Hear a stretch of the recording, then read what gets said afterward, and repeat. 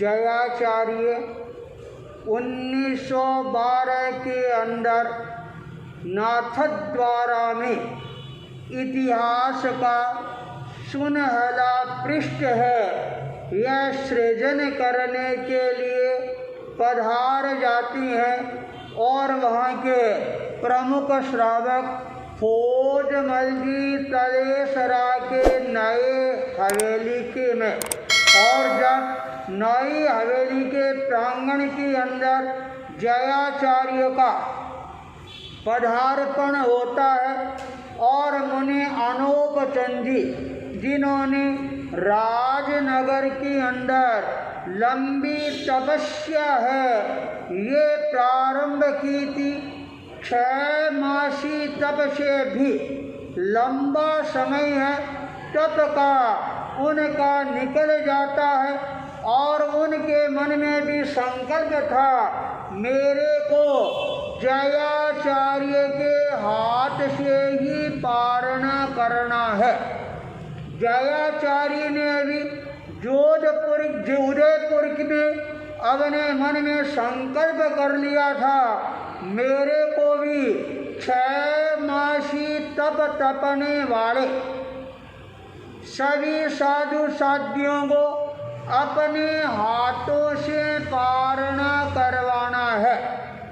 मुनि अनोपचंद जी के प्रवास स्थल पर जयाचार्य पधारती हैं और मुनि अनोपचंद जी के पास में जाकर जब खड़े होती हैं, मुनि अनोपचंद जी का रू है वह हर्ष विभोर बन जाता है और वो तत्काल खड़े होने के लिए तैयार हो जाती हैं।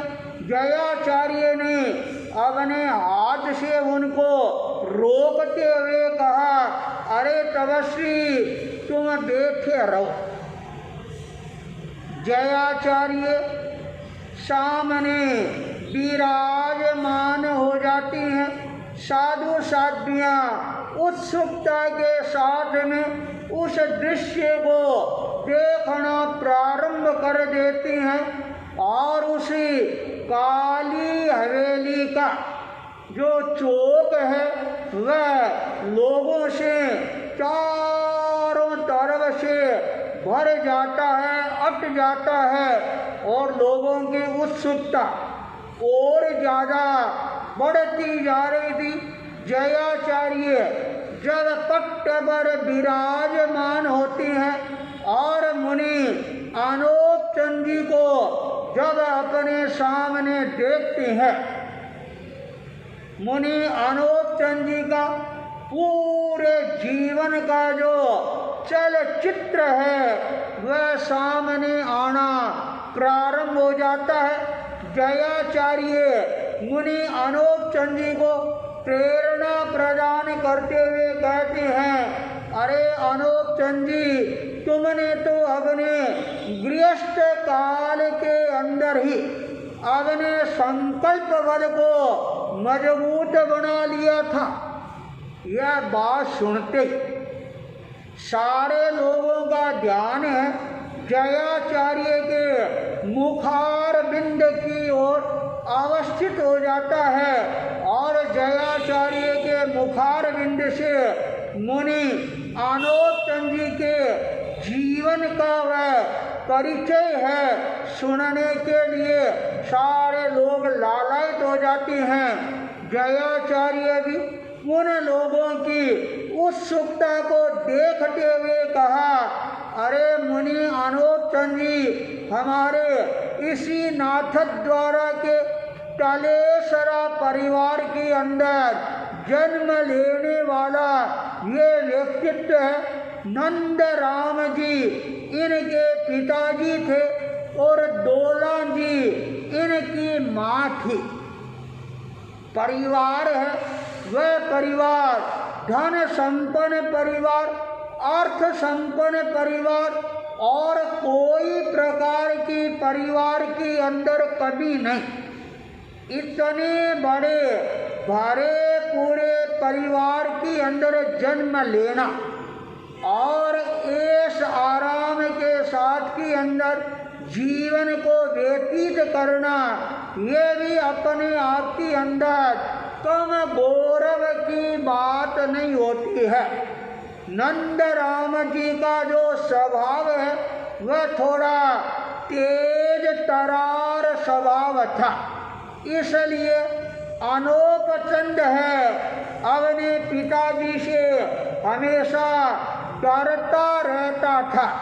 पर उनके जो चाचा है कुशाल चंद जी, उनके साथ के अंदर इनका मन है वह खुला हुआ था, इसलिए अनोपचंद अपने चाचा के पास में जाकर अपने मन की बात को प्रकट करने में कोई संकोच की अनुभूति नहीं करता था।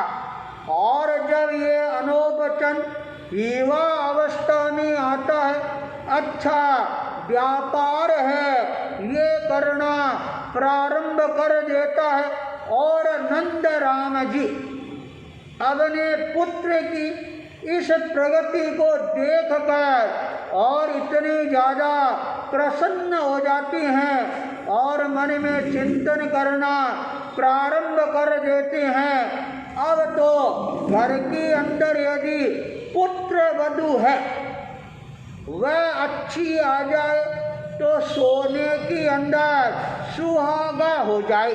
नंद राम जी ने अपनी धर्म पत्नी डोला जी के सामने ये बात प्रस्तुत की।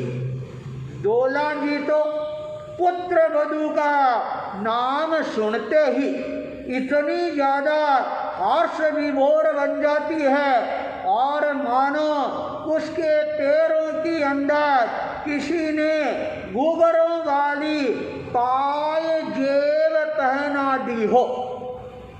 उसने कहा पतिदेव, जब आपने अपने पुत्र को शादी के लायक समझ लिया है फिर देरी नहीं करनी चाहिए।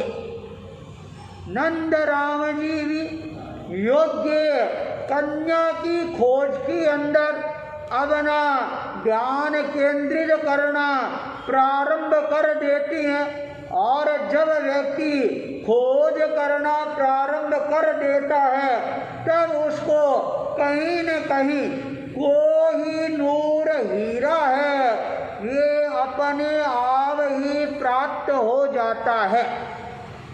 देखते देखते अच्छे कुली घर और घराने की सर्वगुण संपन्न कन्या के साथ के अंदर और अपने पुत्री अनोपचंद की शादी है वो शादी परिसंपन्न कर देते हैं।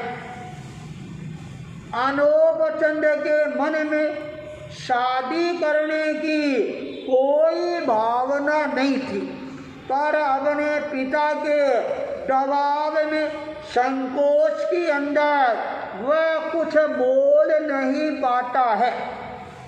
शादी होने के बाद घर में बहू का आगमन हो जाता है, सारा घर है ये खुशियों से सराबोर बन जाता है और धीरे धीरे अनोपचंद है वह अपने जीवन को आगे बढ़ाना प्रारंभ कर देता है। और एक बार अवसर देखकर मौका देखकर और उसने अपनी धर्म पत्नी को कहा, देख मैं संसार के बंधनों में बंधना नहीं चाहता था, पर परिवार वालों ने मेरे को जबरदस्ती बांध दिया है। मेरे मन के अंदर तो यावत जीवन के लिए ब्रह्मचर्य व्रत है इसकी साधना करने का था। यह बात सुनते धर्म पत्नी ने अपने मनोबल को मजबूत करते हुए कहा, अरे जब पतिदेव आपके मन के अंदर इतनी ऊंची भावना है, इतनी अच्छी भावना है, तो फिर आपको ऊर्ध्व गमन करने में भी देरी नहीं करनी चाहिए। यह बात सुनकर अनोप चंद ने कहा, देख मैं तो अपने जीवन के अंदर ऊर्ध्व गमन है वह करने के लिए तैयार हूँ, पर केवल मेरे को तेरा सहयोग चाहिए। यह बात सुनकर धर्म पत्नी ने कहा, पतिदेव जब आपका मन इतना मजबूत है, दृढ़ है, संकल्पवान है, तो आप मेरे को भी कमजोर मत समझना, और मैं भी आपकी तरह दृढ़ मनोवाली और संकल्प वाली महिला हूँ, और मैंने संकल्प कर लिया है मैं अपने पति के पद चिन्हों पर आगे बढ़ते हुए अपने पति के हर स्वप्न को साकार करने का प्रयास करूंगी। पतिदेव आप मेरी तरफ से निष्फिक्र रहें, और जो मार्ग आप अपनाना चाहते हैं उस मार्ग की ओर आप अवश्य गतिशील बने। जब देखा जाता है अग्नि को यदि हवा का योग मिल जाता है तो वह अग्नि है और ज़्यादा प्रज्वलित बन जाती है। अनोप चंद को भी अपनी पत्नी का सहयोग मिलता है, तब उसकी भावना है वह और ज़्यादा ऊर्ध्व गमन की भावनाएं जगनी प्रारंभ हो जाती है। उसने अपनी पत्नी के मस्तक पर हाथ रखते हुए कहा, देख आज तक हम पति और पत्नी के रूप के अंदर अपना जीवन है यह व्यतीत कर रहे थे, पर आज से हमें विजय सेठ और विजया सेठानी की तरह अपने जीवन को आगे बढ़ाने का प्रयास करेंगे। रात्रि का समय था और वातायन खिड़की है यह खुली हुई थी, सामने चंद्रमा अपनी पूरी चांदनी के साथ में चमक रहा था, दमक रहा था, और सारा आकाश है वह आकाश छोटे छोटे ग्रह नक्षत्र तारा गणों से भरा हुआ था।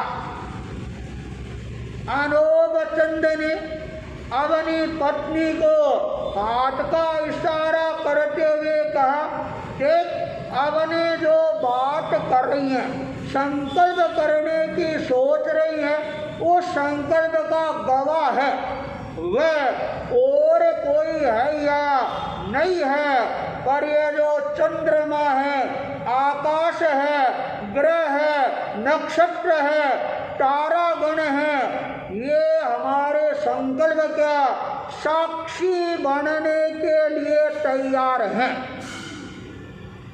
बोल अब तू क्या करना चाहती है? अनोप चंद की धर्म पत्नी ने अपनी बात को प्रस्तुत करते हुए कहा, पतिदेव मैंने आचार्य भिक्षु का जीवन है वो अच्छी तरह से पढ़ा है। आचार्य भिक्षु ने भी शादी की थी और शादी करने के बाद उन दोनों के मन के अंदर वैराग्य भावनाओं का जागरण होता है और उन दोनों ने अरहंत सिद्ध भगवान की साक्षी से यावत जीवन के लिए ब्रह्मचर्य व्रत है इसका पालन करने का संकल्प किया था। तो क्या अपन दोनों भी विजया सेठानी, आचार्य भिक्षु और सुगणी बाई की तरह क्या अपने जीवन के अंदर नए इतिहास का सृजन नहीं कर सकती हैं? जयाचार्य जब ये प्रसंग जनता के सामने सुनाना प्रारंभ करते हैं, सारी जनता चित्रवत होकर और जयाचार्य के मुखार बिंद की ओर देखना प्रारंभ कर देती है और थोड़े समय के अंदर सबका ध्यान है मुनि अनोप चंद जी पर केंद्रित हो जाता है। सारी जनता के मन में एक ही प्रश्न है, ये उभर कर आता है, क्या इस युवा अवस्था के अंदर अनोप चंद है और वो अपनी धर्म पत्नी के साथ में यावत जीवन के लिए ब्रह्मचर्य व्रत है, यह स्वीकार कर लेगा? सारा प्रसंग है, हर एक श्रोता के मन के अंदर नया रोमांच है, ये पैदा करने वाला बनता जा रहा था। जयाचार्य भी मुनि अनोप चंद जी की ओर मुस्कुराते हुए देखती हैं और कहती हैं, बोलो अनोप चंद, क्या ये तुम्हारे जीवन का घटना चक्र है, ये सत्य है? मुनि अनोप चंद जी ने हाथ जोड़ते हुए निवेदन किया, अरे प्रभु, आपसे मेरा जीवन है वह क्या छुपा हुआ है? यथार्थ रूप के अंदर आप मेरे जीवन को प्रस्तुत कर रही हैं और हम दोनों ने उस मध्य रात्रि के समय चंद्रमा, ग्रह, नक्षत्र और तारागणों की साक्षी से यावत जीवन के लिए ब्रह्मचर्य व्रत है और ये धारण कर लिया था। और हम दोनों ने अपने मन के अंदर ये भी संकल्प कर लिया, जब तक हमारा ये व्रत है गुप्त रहेगा तब तक हम संसार में रहेंगे, और यदि कभी हमारा ये व्रत है प्रकट हो गया, उसके बाद के अंदर हम दोनों एक साथ के अंदर जोड़े सहित है दीक्षा ग्रहण करेंगे। यह संकल्प हमारे मन के अंदर जब जागृत होता है और गुरुदेव वह रात हमारे जीवन की एक तरह से नए प्रभात के रूप के अंदर उभर कर सामने आ गई थी। मेरा मन जितना संकल्पवान था उससे ज्यादा संकल्पवान था मेरी धर्म पत्नी का मन। आज तक ये इतिहास का सुनहला पृष्ठ है बिल्कुल आवृत था, पर आज जयाचार्य के आगमन से वह सुनहला पृष्ठ है वह भी अनावृत हो जाता है। सारी जनता आश्चर्य के साथ के अंदर उस संकल्पवान मुनि अनोप चंद जी की ओर देखना प्रारंभ कर देती है। केवल बाहर की जनता ही नहीं, तलेसरा परिवार के लिए भी एक ये नई बात थी। आज तक इस पिक्चर का किसी को भी पता नहीं था और नंदराम जी और उनकी धर्म पत्नी डोला जी तो यह स्वप्न संजो रही थी, वो आ गई है और अब हमारे घर के अंदर पोता आएगा। हमारा आंगन है वह हरा भरा बन जाएगा। पोते की किलकारी से आंगन है ये गुंजायमान बन जाएगा। पर उनको ये क्या पता कि मेरा बेटा है वह कितना संकल्पवान है, पुत्रवधू है वह उससे भी ज़्यादा संकल्पवान है। और दोनों ने अपने मन के अंदर इस तरह का संकल्प है, ये संकल्प स्वीकार कर लिया है। पूरा तलेसरा परिवार ये बात सुनकर और मन के अंदर गर्व की अनुभूति है ये करना प्रारंभ कर देते हैं। पर होने को कुछ और ही होना मंजूर था। अनोपचन धीरे धीरे अपनी धर्म पत्नी के साथ में अपने जीवन को अध्यात्म की ओर अग्रसर है ये करना प्रारंभ कर देता। अचानक एक दिन ऐसा भी सामने आता है और जब अनोपचंद के सामने देखते देखते उनकी धर्म पत्नी का स्वर्गवास हो जाता है। वह स्वर्गवास देखकर अनोपचंद का मन है वह और ज्यादा जागृत होना है ये प्रारंभ हो जाता है। आचार्य भिक्षु के साथ के अंदर ही ऐसा ही घटना चक्र है। वह घूमा था और उनकी धर्म पत्नी सुगुणी बाई का अचानक स्वर्गवास हो जाता और वही स्वर्गवास आचार्य भिक्षु के मनोबल को और ज्यादा मजबूती प्रदान करने वाला बन जाता है। वही स्थिति नाथद्वारा में तलेसरा परिवार के अनोपचंद के सामने घटित हो जाती है।